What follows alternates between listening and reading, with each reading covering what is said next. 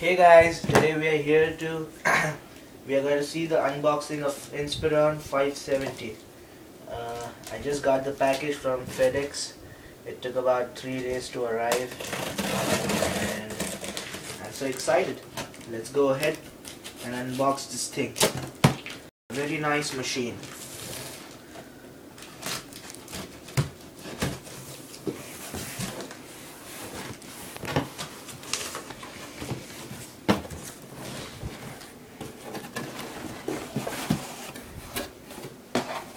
This is the keyboard and the mouse. We just keep that over here. And this is the actual CPU.